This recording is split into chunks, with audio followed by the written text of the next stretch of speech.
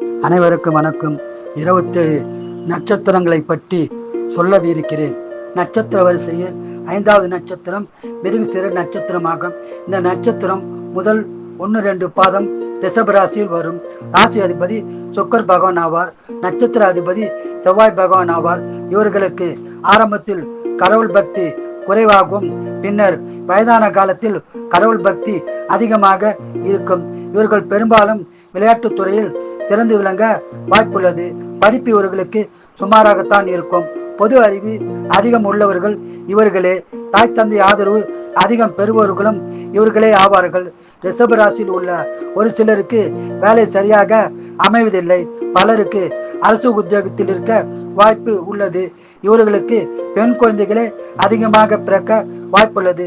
தன் சந்தோஷத்திற்காக அதிகமாக செலவு செய்வர்களும் இவர்களே. நண்பர்கள் வாங்கி கொடுத்தால் அதிகம் சாப்பிடுவர்களும் இவர்களே ஆவார்கள். பண விஷயத்தில் உஷாராய் இருப்பார்கள்.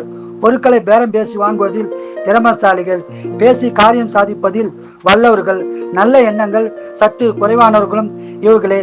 சுயநலவாதியாகவும் இருப்பார்கள். மனைவிடமும் பிள்ளைகளிடம் பாசம் அதிகம் உள்ளவர்கள். இவர்கள் அரசியல் இருந்தால் அதிக பலன் பெறுவார்கள். மிருகசீரிட நட்சத்திரம் 3-4 பாதம் மிதுன ராசியில் உள்ளது. ராசி அதிபதி புத பகவான் ஆவார். நட்சத்திர அதிபதி செவ்வாய் பகவான் ஆவார். இவர்கள் ஆரம்பம் முதலே கடவுள் நம்பிக்கை அதிகம் உடையவர்கள். மேலும் நல்ல குணம் படைத்தவர்கள். படிப்பில் சிறந்து விளங்குவார்கள். இவர்களுக்கு அம்மா அப்பா ஆதரவு அதிகம் கிடைக்கும். இவர்கள் பலர் அரசு உத்தியோகத்திலும் சிலர் தனியார் நிறுவனங்களிலும் பணிபுரிவார்கள். சிலர் வெளிநாட்டிலும் பணி செய்ய வாய்ப்பு உள்ளது. செலவு அதிகம் செய்ய மாட்டார்கள். பிறருக்கு உதவி செய்வதில் மகிழ்ச்சி அடைவார்கள். இவர்கள் வாழ்நாள் முழுவதும் பலன் பெற முருகர், மகாவிஷ்ணு, இஷ்ட தெய்வம், குலதெய்வம் வழிபாடு சிறப்பான பலனை தரும்.